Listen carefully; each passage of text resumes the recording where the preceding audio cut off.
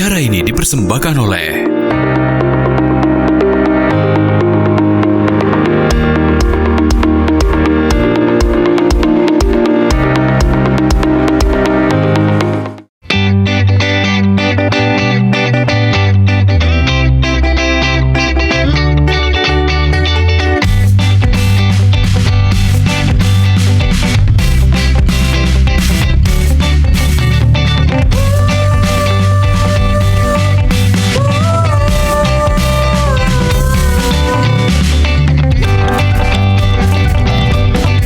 Assalamualaikum warahmatullahi wabarakatuh. Selamat pagi, Manca Bicara di rumah pemirsa Bal TV. Hari ini di tanggal 25 September 2024, tentunya kami menyapa pemirsa kembali dengan sejumlah informasi menarik seputar Kota Palembang dan juga Provinsi Sumatera Selatan di program Halo Palembang. Dan pagi hari ini berewangan dengan aku, Midor Radistia. Dan aku, Asya Farimanda, yang ngerawangi Manca Bicara pagi ini memulai aktivitas lewat informasi-informasi terbaru di Halo Palembang. Dan tentunya kalau tadi Manca Midon sudah mention hari ini 25 September 2024, itu artinya kurang lebih 2 bulan lagi kita akan merayakan, memberikan hak suara kita untuk pilkada atau kepala daerah 5 tahun ke depan. Betul, dan juga serentak kemarin juga kita sudah memberikan nomor urut ya. Betul. Ini untuk khusus calon yang akan nanti bertanding sebentar lagi ya, Casi. Nah, dengan ngomongin pilkada juga hari ini kita bakal ngebahas terkhusus yang ada di Provinsi Sumatera Selatan, netralitas ASN dalam pilkada. Ini juga satu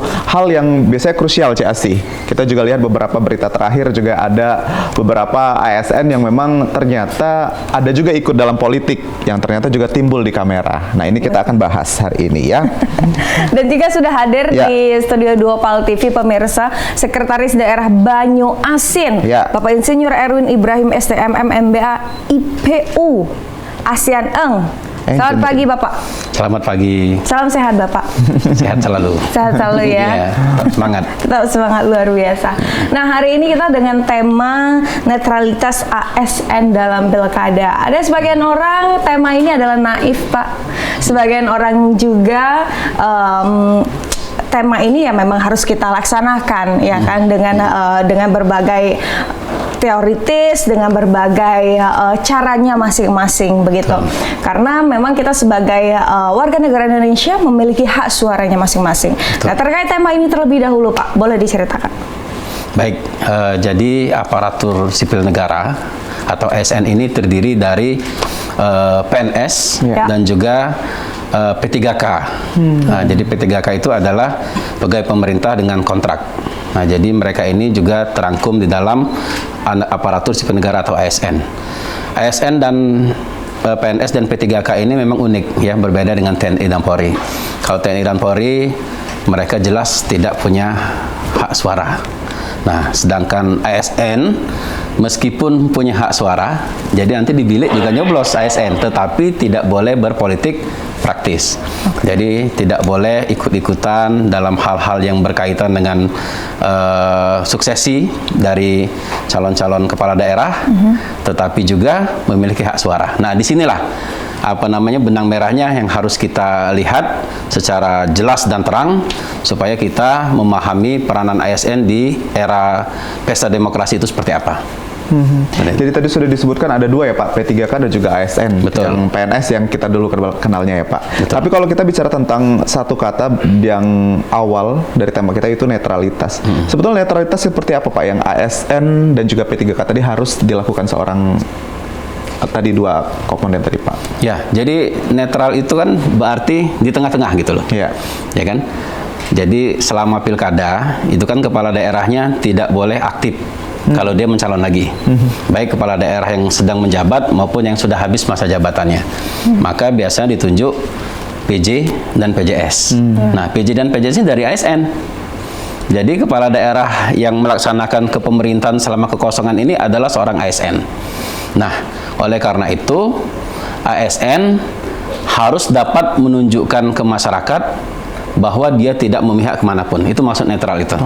Jadi dia harus bisa menjamin pemerintahan berjalan dengan lancar, kemudian lagi pesta demokrasi ini dapat berjalan sesuai dengan yang diharapkan, sesuai dengan jadwalnya. Jadi netral itu makna secara harfiahnya adalah di tengah-tengah. Jadi dia tidak memihak kemanapun, dia menjamin bahwa pemerintahan ini dapat berjalan sebagaimana mestinya. Betul. Gitu. Tidak mengikuti pada saat proses demokrasi ya Pak ya? Oh nggak boleh, karena itu sudah diatur dalam Undang-Undang ASN. Kalau foto dengan jari Pak? Apalagi? Nggak boleh ya? Itu juga nggak boleh. Sudah ada undang-undangnya ya Pak ya? Betul. Oke, nah berarti netralitas ASN yang dimaksud ini simpelnya ini tidak boleh, boleh memilih tapi tidak boleh mengajak. Betul. Ya, simpelnya kita bisa bilang begitu Bapak, sepakat ya? Sepakat. Nah, dengan netralitas ASN kita ngomongin tentang ruang lingkup Pemkab Banyuasin ini Pak. Dalam saat ini dari PJ, dari Sekda sebagai ASN tertinggi di Kabupaten Banyuasin ya Pak ya, bagaimana cara Bapak mengingatkan kepada para kepala dinas sampai struktural ke bawah itu untuk kita tetap menjaga netralitas, kita tetap menjaga pilkada ini akan berjalan dengan kondusif sebagaimana mestinya. Baik, jadi pertama kita harus bisa mencermati dan menganalisa setiap kegiatan-kegiatan publik. Ya. Contoh, misalnya kemarin kita ada undangan dari pengurus masjid melaksanakan Maulid Nabi. Ya.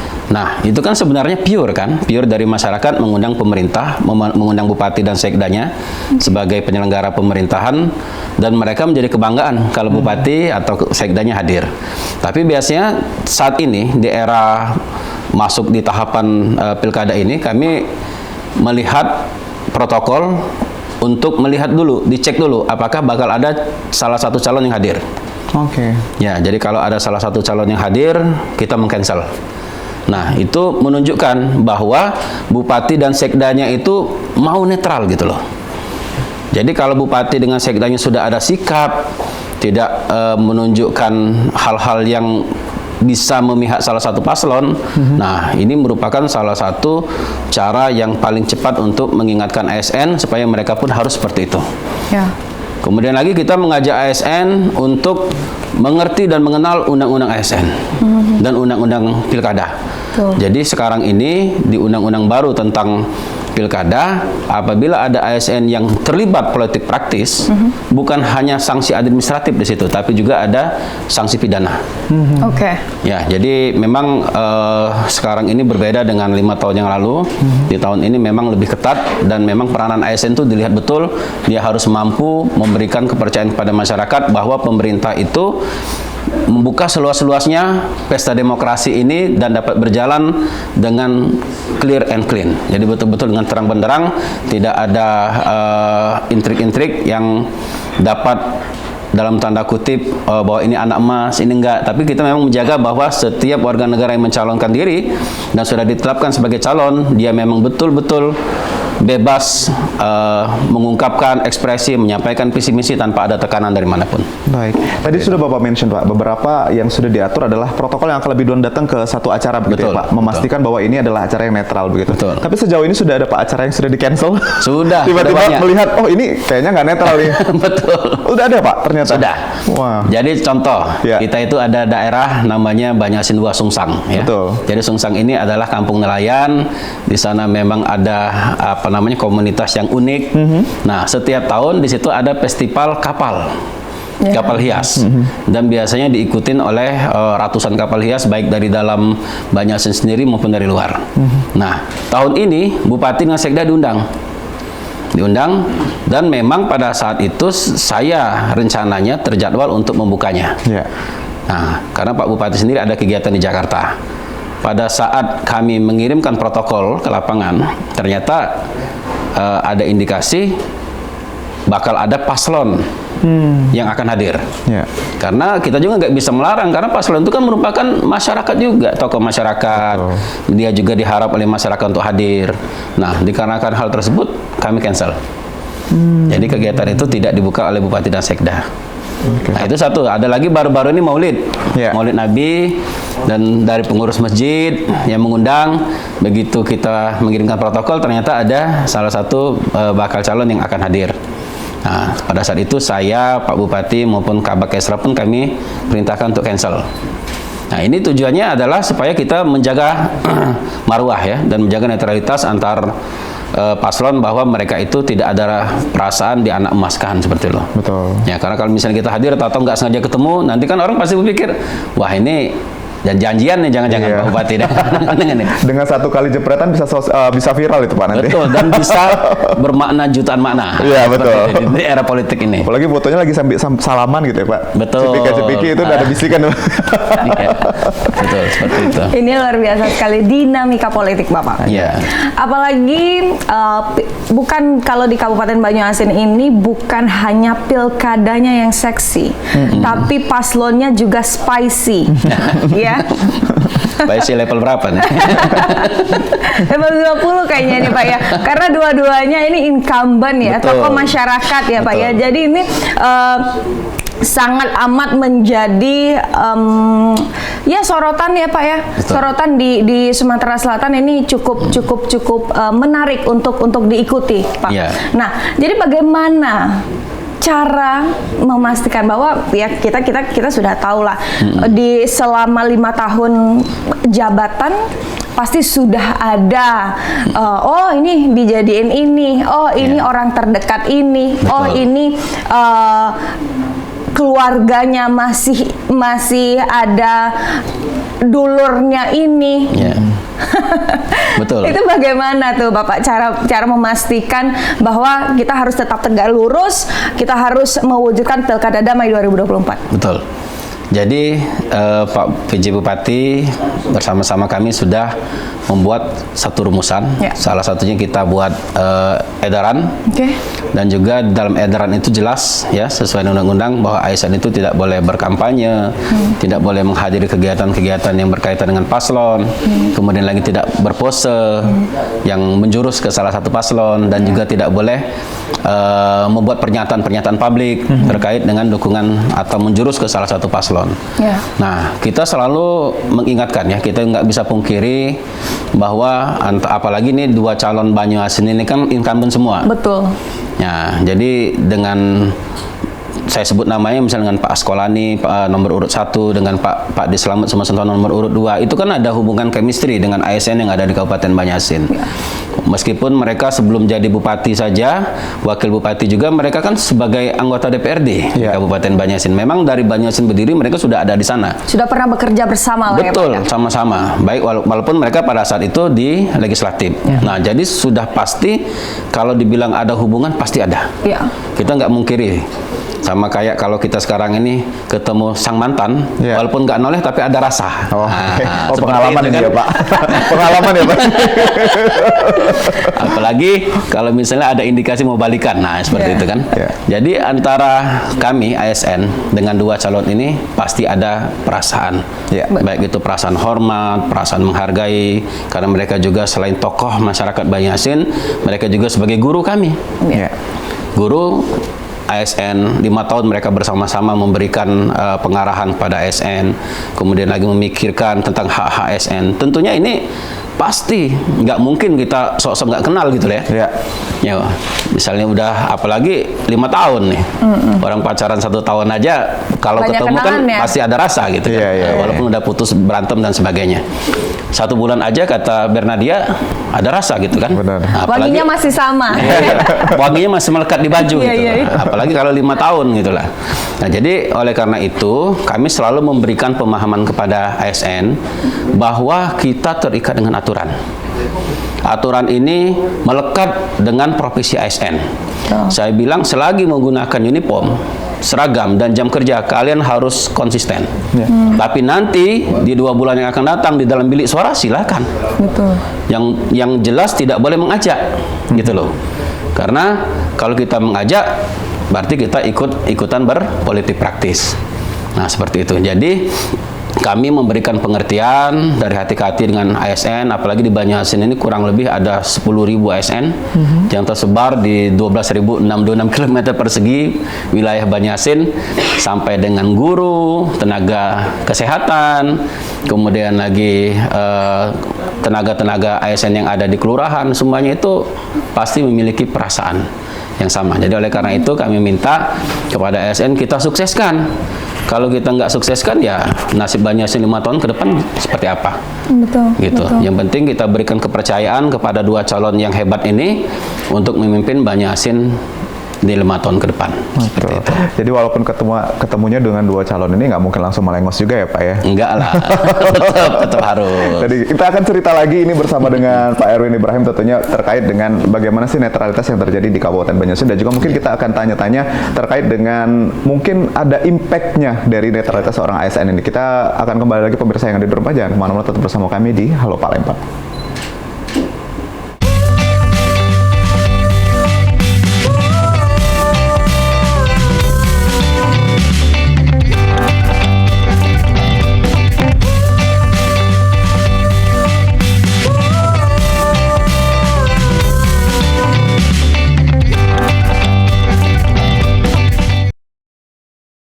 Baik pemirsa, terima kasih pada lagi kita di Halo Palembang. Ini segmen 2 kita bersama dengan Bapak Insinyur Erwin Ibrahim, STMM, MBA, IPU, Asian Engineering, Sekretaris Daerah Banyuasin. Dan segmen 1 tadi kita sudah sedikit diberitahu terkait dengan netralitas seorang ASN dalam pilkada khususnya di Kabupaten Banyuasin. Betul. ASN nomor 1 di Kabupaten Banyuasin sudah menghimbau berkali-kali bahwa kami sudah menghimbau seluruh ASN yang ada di Banyuasin yang kurang lebih 10.000 ASN.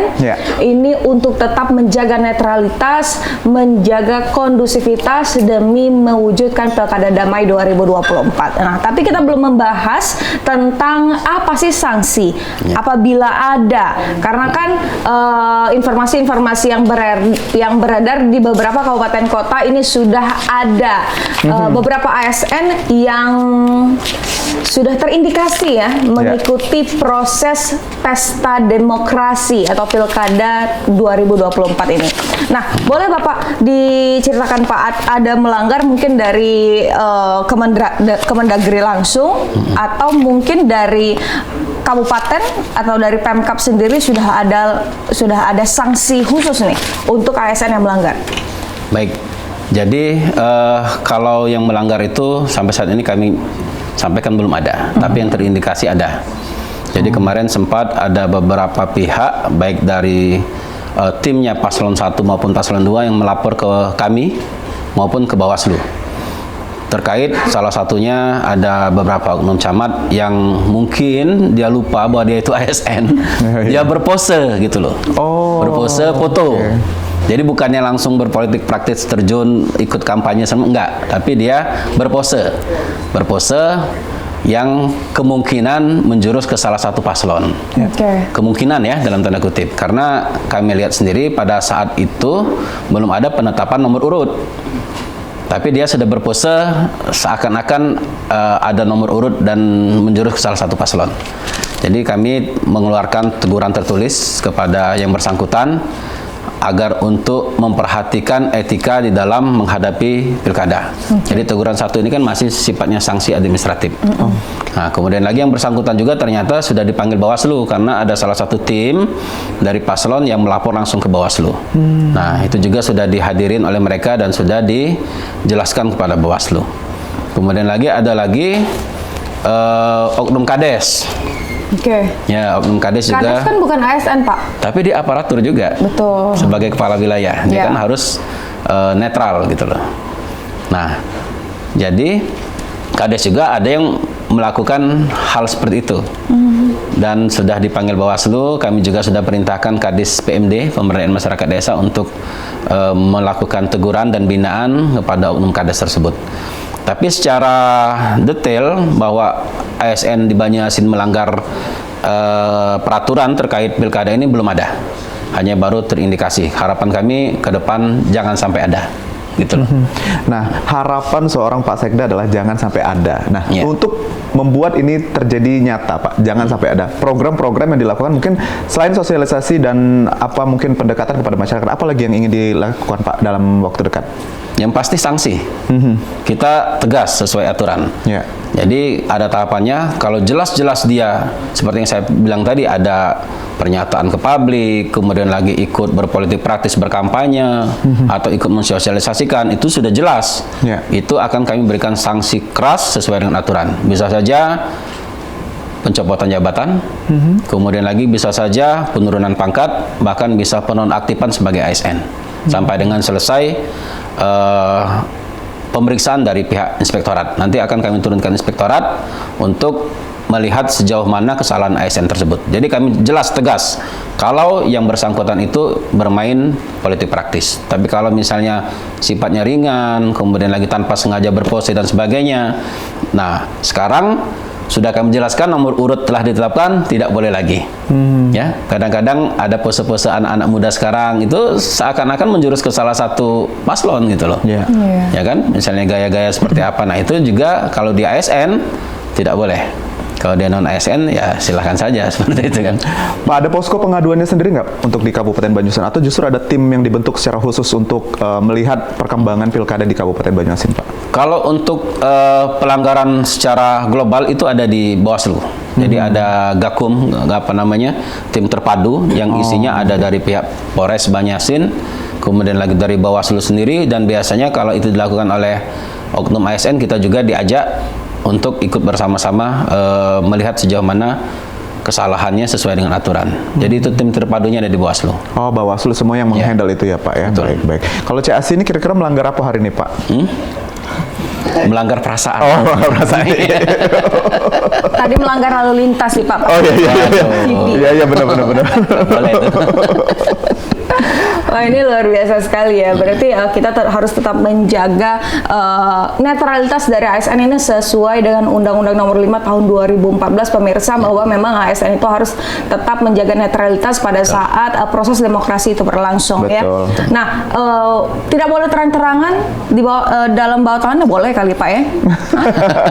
Kalau paslon jadi 5 tahun ke depan. Aman ya.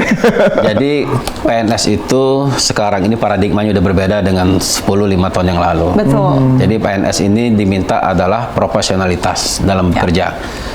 Fungsi PNS ini selain menyelenggarakan pemerintahan juga sebagai pembantu kepala daerah. Jadi siapapun kepala daerahnya kita profesional. Dan kami yakin kedua calon Bupati Wakil Bupati Kabupaten Banyuasin merupakan orang-orang negarawan, orang-orang yang mengerti aturan karena mereka semuanya incumbent. Jadi dia tahu posisi ASN itu seperti apa. Kalau salah satu nanti terpilih, pasti mereka akan melihat potensi-potensi ASN itu tanpa melihat keberpihakan. Kami yakin, baik itu pasangan Pak Askolani Neta maupun pasangan Pak Slamet Sumasentono dan Alpi Rustam, sama kami mengerti dan kami paham kedua pasangan itu tahu secara secara umum bagaimana kondisi ASN, dan kami yakin di daerah-daerah ini pun sama seperti itu, walaupun mungkin ada 1-2 yang dilihatnya ASN yang berpihak. Nah, itu sudah pasti. Makanya oleh karena itu selama proses pilkada kita harus netral gitu loh. Kalau kita netral, maka kedua paslon ini kan akan melihat, wah ternyata ASN-ASN sekarang ini mereka netral semua dan mereka bisa diajak nanti untuk menyelesaikan visi-visi misi mereka di 5 tahun ke depan. Iya, itu salah satu bentuk tanggung jawab juga ya, Pak ya. Ya. Oke, ini luar biasa sekali. Setuju dengan apa yang disampaikan sama Pak Erwin tadi ya, bahwa memang kita sebagai ASN itu harus netral, bukan tidak boleh memilih ya, tapi tidak boleh mengajak ya, Pak ya. Itu yang harus digarisbawahi ya, Pak ya. Karena kita memang masing-masing memiliki hak suaranya masing-masing gitu ya. Kita bebas memilih juga. Nah, Pak, terkait kita tinggalkan tema kita netralitas tentang ASN ini. Iya. Karena sedikit agak bikin keringetan hari ini ya. Netralitas ASN ini ya, karena kalau misalnya kita kulik begitu dalam, kita naif Pak akan tentang tema ini ya, Pak ya. Nah, bagaimana dengan proses demokrasi yang sudah berlangsung, Pak? Karena kan ini kan sudah memasuki masa kampanye ya, Pak ya. Nah, jadi ini kolaborasi antara pemerintahan kabupaten, terus itu unsur Forkopimda, itu akan semakin kuat dan akan semakin banyak kerjaannya. Ya, kita sudah menyelesaikan berbagai tahapan dan masih banyak tahapan-tahapan lainnya untuk mewujudkan Pilkada Damai 2024. Nah, ini bagaimana, Pak? Kolaborasi, apalagi Banyuasin ini adalah perairan ya, Pak ya. Banyak daerah perairan yang mungkin sulit dijangkau, Pak, terkait dengan alat-alat pilkada seperti bilik suara, kertas suara dan lain-lain itu, Pak. Boleh diceritakan, Pak? Ya, jadi kolaboratif pemerintah daerah dengan kalau sekarang ini istilahnya pentahalik ya. Oke. Nah, itu Forkopimda sangat baik sekali. Kami dalam 1 minggu ini ada coffee morning dengan Forkopimda. Walaupun sempat saya protes tuh. Ini bahasanya coffee morning tapi nggak ada kopinya. Gitu kan. yang keluar malah teh. Saya bilang ganti teh morning nih. Nah, jadi kami hadir di sana ada Pak Kapolres, Pak Dandim, kemudian lagi Pak Kajari, ada juga unsur instansi vertikal juga hadir dari pengadilan negeri. Karena nanti kan jatuh-jatuhnya kalau ada pelanggaran kan ke pengadilan juga. Gitu kan. Nah, kami mengajak mereka bersama untuk satu visi dan satu misi supaya kita menyukseskan pilkada. Termasuk juga ada KPU, Ketua Bawaslu hadir. Dan memang sekarang ini masuk ke musim penghujan. Nah, ini jadi kendala sendiri nih. Karena pada saat pileg beberapa waktu yang lalu juga musim hujan. Betul. Jadi ada beberapa TPS dan desa yang terendam pada saat itu. Bukan banjir ya, terendam. Ya. Sehingga kami merelokasikan lokasi TPS di daerah yang tidak terendam oleh air. Nah, ini menjadi tantangan sendiri karena 75% wilayah Kabupaten Banyuasin ini adalah perairan. Jadi tentunya distribusi kotak suara seperti yang CAC sampaikan tadi menjadi hal yang krusial. Nah, kami sudah menyikapi itu bersama-sama KPU. Kemudian lagi bentuk kolaboratif dan dukungan kami sudah menghibahkan dana lebih dari 100 miliar untuk pelaksanaan pilkada Bupati dan Wakil Bupati yang tersebar di KPU, Bawaslu, kemudian lagi di Polres Banyuasin, kemudian lagi Kodim 0430 dan beberapa instansi lainnya. Nah, dengan bentuk dukungan kami pendanaan tersebut, maka pihak-pihak pelaksana dan penyelenggara sudah mengalokasikan anggaran tersebut dalam hal pelengkapan fasilitas untuk terselenggaranya pilkada, seperti transportasinya, sewa gedung, kemudian lagi ada apalagi kan kalau kita mendistribusikan kotak suara menggunakan speed itu kan biayanya mahal tuh. Betul. Speed itu kalau kita sekali berangkat misalnya ke daerah terjauh di daerah Tanah Pili itu bisa 20 juta itu untuk BBM-nya. Sekali pergi, Pak? Iya, sekali pergi. Oh. Nah, karena itu apalagi kan yang dibawa itu banyak tuh, kotak suara dan sebagainya. Nah, kita sudah mensupport baik dari sisi anggaran maupun dari sisi regulasi. Kita juga sudah membentuk tim untuk mengawasi. Jadi setiap kecamatan itu kita tunjuk kepala dinas yang bertanggung jawab, yang tujuannya nanti berkoordinasi dengan KPU untuk melihat kendala apa yang ada di lapangan. Jadi KPU tidak bekerja sendiri, tapi dia dibantu oleh Pemda, dibantu oleh Polres, dibantu juga oleh Kodim dan unsur pentahalik lainnya. Betul. Seperti itu. Baik, jadi mungkin kolaborasinya sudah mulai direncanakan seperti itu tadi, Pak ya? Ya. Tapi tadi itu adalah kendala Kabupaten Banyuasin, karena memang kita lihat banyak wilayah perairan gitu. Betul. Ya, Pak. Tapi kalau yang Midun penasaran dan juga mungkin CAC atau pemirsa yang di rumah juga penasaran, Pak. Rasanya menjabat sebagai sekretaris daerah Kabupaten Banyuasin, ini di tahun politik seperti apa, Pak? Apakah telepon sering berbunyi setiap malam? Pasti dong. Iya, betul.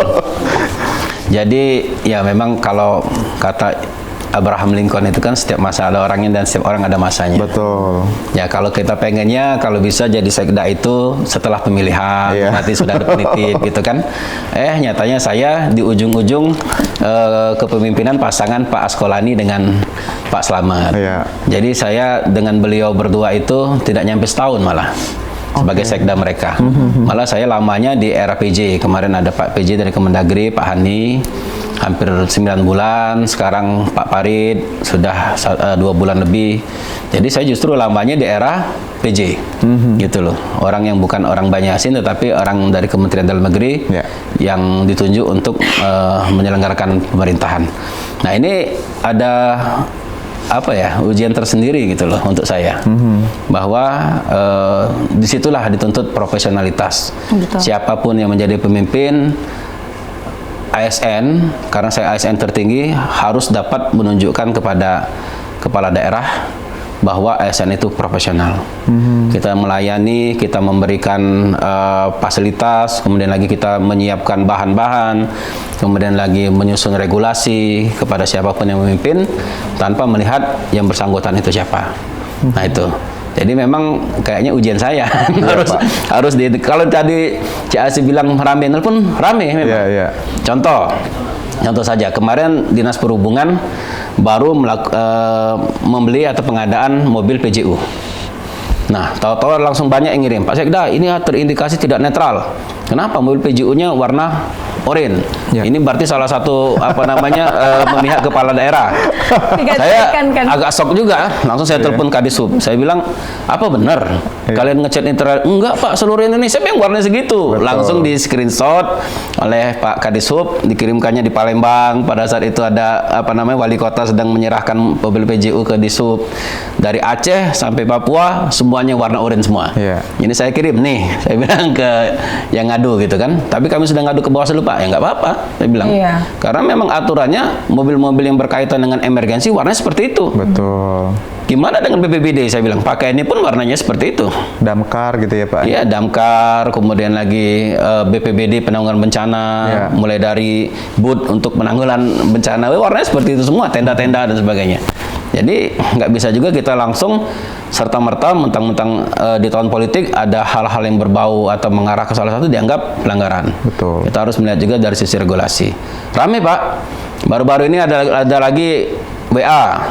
Pak Sekda, ini pada saat penetapan calon terindikasi ada salah satu kepala OPD yang membantu membelikan nasi 300 kotak. Saya bilang, tolong disampaikan bukti. Ya. Kalau memang ada kepala OPD-nya pergi ke rumah makan, kemudian lagi ada tanda terima, berikan ke saya. Atau ada salah satu stafnya yang membawa nasi bungkus, ya kan, berikan pada saya. Tapi kalau semuanya hanya bilang terindikasi, ya kita nggak bisa memprosesnya. Betul. Gitu kan? Nah, bisa saja pada saat dia ke rumah makan itu memang untuk makanan di OPD tersebut. Betul. Atau bisa jadi rumah makan itu punya Dio, Pak. Bisa, kan kalau bisa beli juga. Iya kan? Tapi kalau perkara nasi bungkus tadi jangan juga ke Pak Sekda. Banyak kali Pak Sekda jadi nak ngurus nasi bungkus. Jadi ya. pemirsa yang di rumah atau lagi masyarakat Banyuasin, jadi Pak Sekda ini sampai ke urusan nasi tadi juga di WA sama Momo ternyata. Jangan, ya.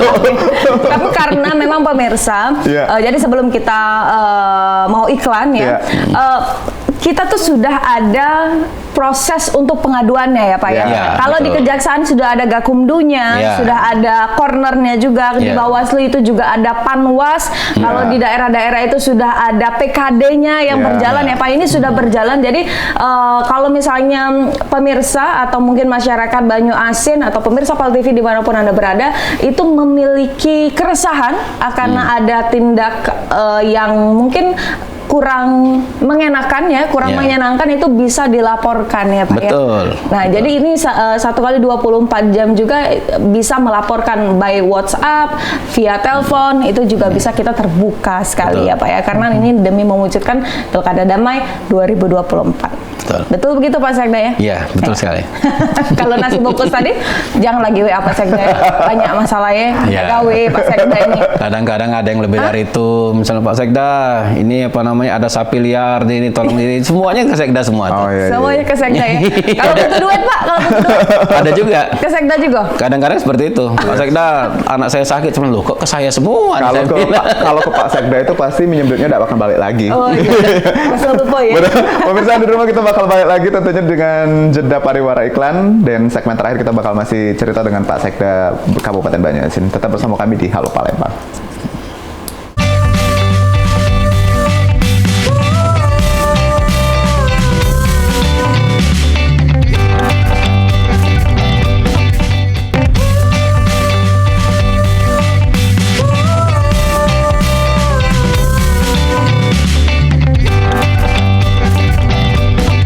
Terima kasih pemirsa, masih live dari Studio PAL TV, masih bersama dengan ASN tertinggi di Kabupaten Banyuasin, Bapak Erwin Ibrahim.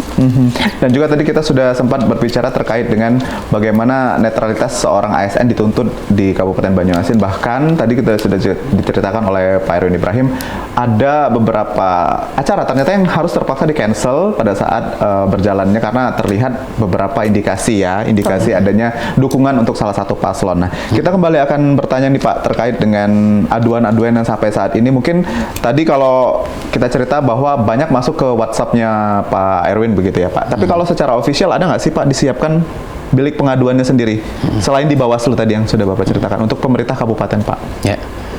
Jadi kalau untuk pelanggaran ASN itu kita sudah tunjuk inspektorat. Sebagai OPD atau pengampu dalam hal pelanggaran disiplinitas ASN.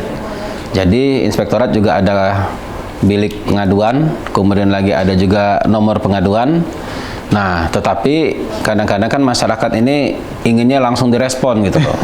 Ya kan? Padahal kalau misalnya orang datang ke bilik pengaduan itu kan ada proses, dia harus menunjukkan KTP dulu, kemudian agar pengaduan ini jelas gitu loh. Jadi tidak dalam tanda kutip surat kaleng seperti itu kan. Dia harus mengisi, kemudian lagi pengaduannya harus disertai dengan bukti-bukti eviden yang detail seperti itu. Baru akan diproses oleh pihak inspektorat. Nah, mungkin teman-teman kita ini, warga kita ini ingin praktis gitu. Biar cepat direspon langsung ke sekdanya aja gitu kan. Nak ngelapor langsung nak ditangkap lah itu maksudnya itu. Padahal kan nggak bisa, segala sesuatu itu kan harus ada bukti, ada eviden. Karena bisa saja kan jatuhnya fitnah gitu kan. Nah, kita juga melindungi ASN kita dan juga kita melindungi aspirasi masyarakat. Semuanya kita terima, kemudian lagi kita tindak lanjut tanpa ada pilih kasih gitu loh. Betul. Jadi apapun laporannya semuanya pasti akan ditindak dan mungkin disertakan bukti lebih bagus ya Pak. Lebih karena bagus. Memang tadi bisa diproses secara langsung atau mungkin memerlukan waktu karena untuk mencari dulu sumbernya dari mana begitu ya Pak.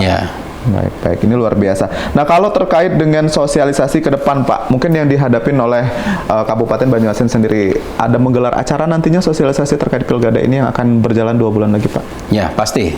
Pasti ada, nanti akan ada debat pilkada, kemudian lagi mereka juga akan diberikan kesempatan untuk menyampaikan visi misi. Jadi pemerintah Kabupaten Banyuasin sudah memberikan amanah kepada KPU. Kita juga sudah mengalokasikan hibah kepada KPU untuk melaksanakan hal tersebut. Jadi anggaran APBD Banyuasin dihibahkan ke KPU, nanti KPU yang akan menyelenggarakannya.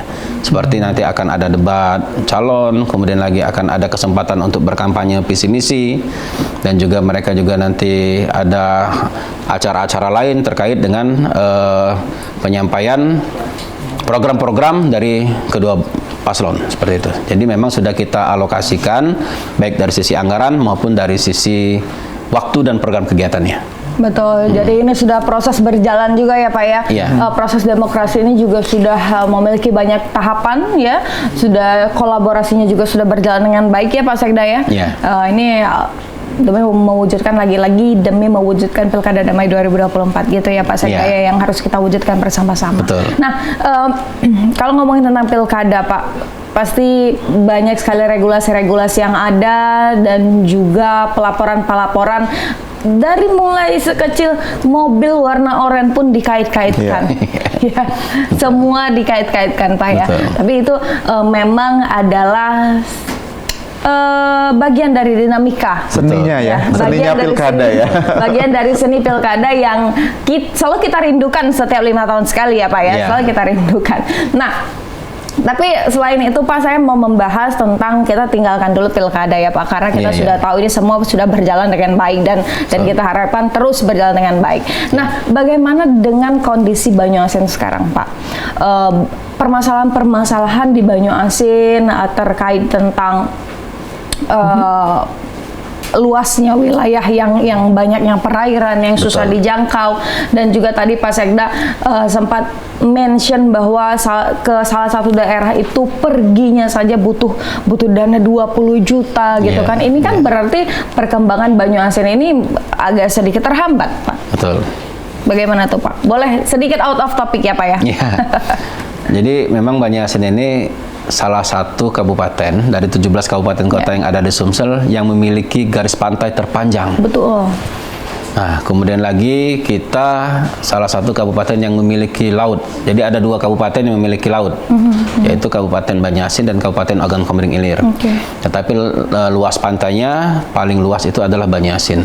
Setelah kita memiliki garis pantai panjang, punya laut juga, kita punya 2 buah sungai besar, yaitu Sungai Musi dan Sungai Banyuasin.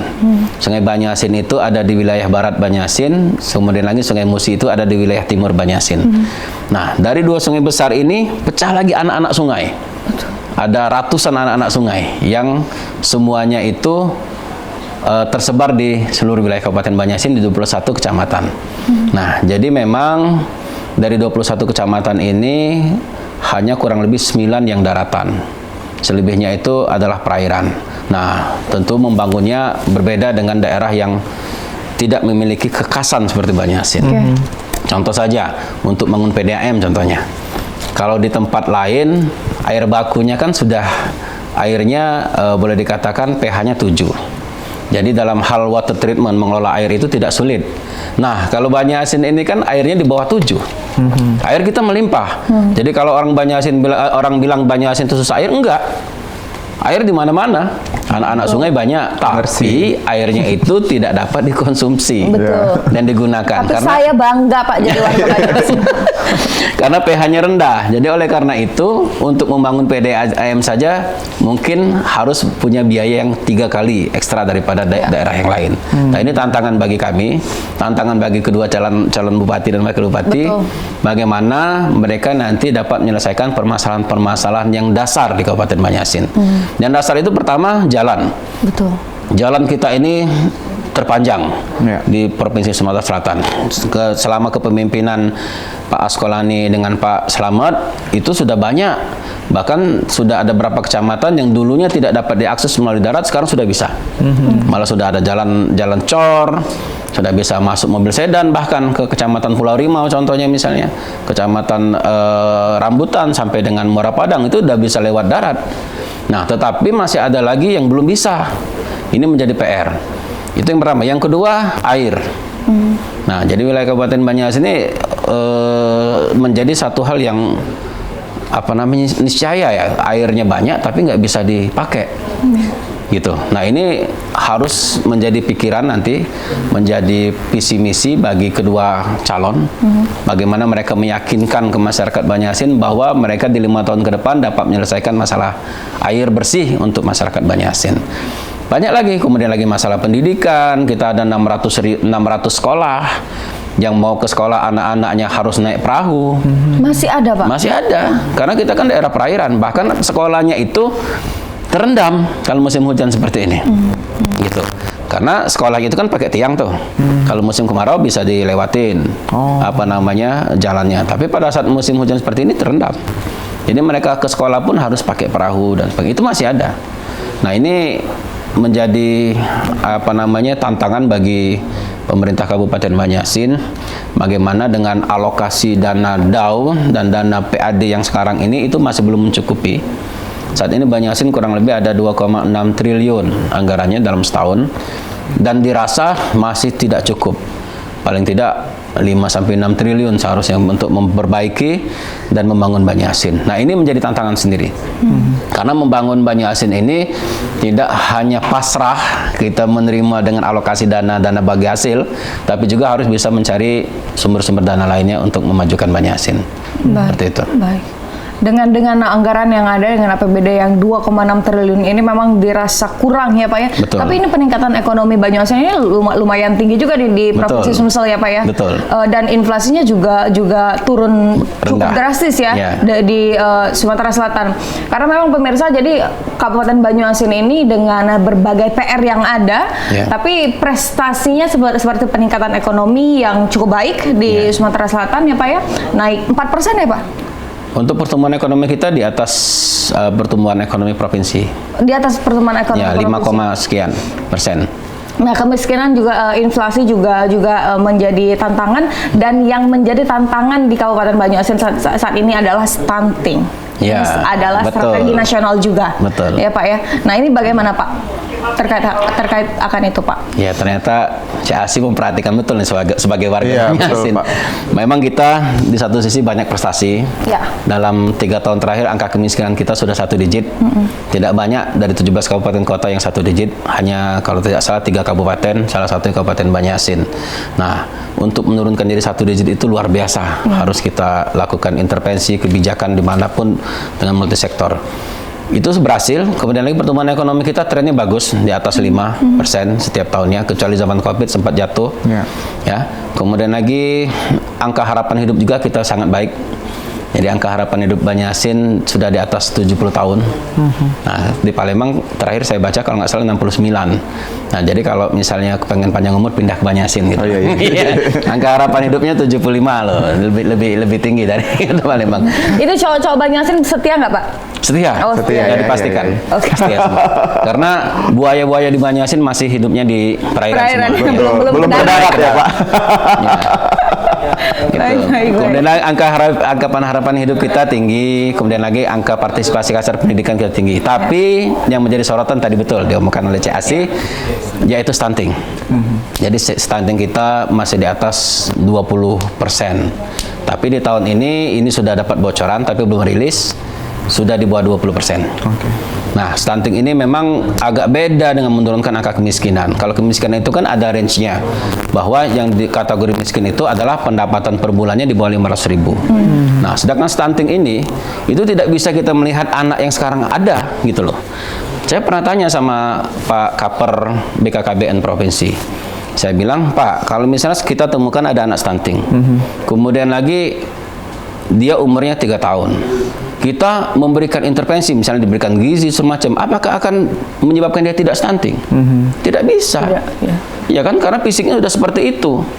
Sampai dia umur 7 tahun pun belum tentu dia bisa pertumbuhan rekognisi dan pertumbuhan fisiknya akan tidak masuk kategori stunting. Jadi dalam hal penurunan stunting ini mulai dari calon pasutri. Ya. Harus ada penyuluhan, kita merangkul dari KUA, memberikan mereka pemahaman bahwa menikah itu harus ada umurnya, kemudian lagi penyuluh KB. Bahkan kemarin pada saat saya melakukan rembuk stunting di salah satu kecamatan, ada laporan dari Ibu Kades bahwa ada bumil yang beratnya, dia sudah 6 bulan, beratnya itu di bawah 40 kilo. Bayangkan itu, anaknya pasti stunting. Ya. Nah, jadi intervensinya itu harus dilakukan sebelum mereka menikah. Betul. Kemudian lagi pada saat mereka menikah, kemudian lagi mereka hamil, nah itu harus dilakukan intervensi, diberikan gizi, diberikan pemahaman. Kecuali misalnya ibunya itu dapat suami orang Turki misalnya. Nah, itu kan udah dapat dipastikan naturalisasi genetiknya berbeda gitu kan. Nggak bagus. Langsung bagus. Nah, tapi yang hal-hal seperti ini kan, maka saya bilang pada saat misalnya kamu dilamar orang harus nanya dulu, Kak misalnya, kakak ini kurus nian, kalau nak kawin dengan aku makan dulu. Nah, seperti itu kan bisa dilakukan intervensi seperti itu. Iya. Berarti nyari yang gemuk ya berarti ya. Kalau wong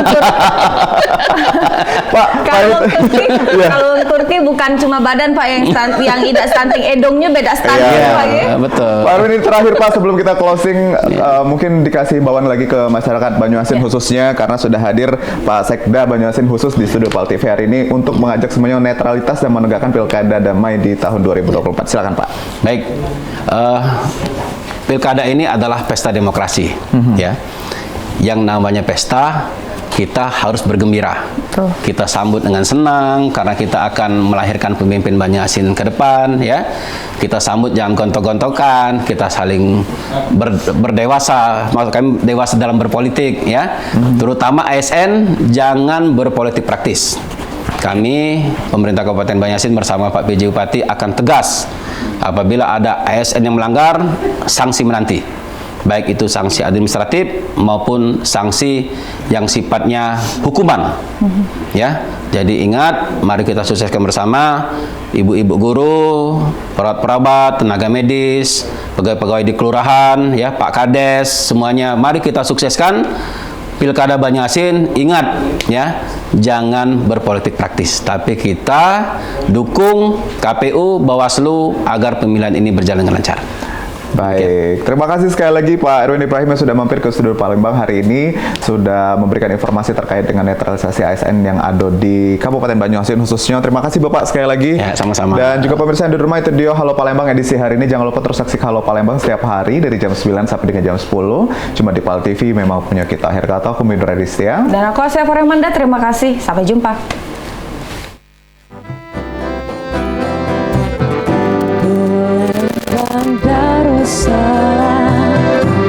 Palembang kota kita terkenal sunyi musinya, terkenal dengan pempeknya, jembatan ampera yang anggun, masjid agungnya yang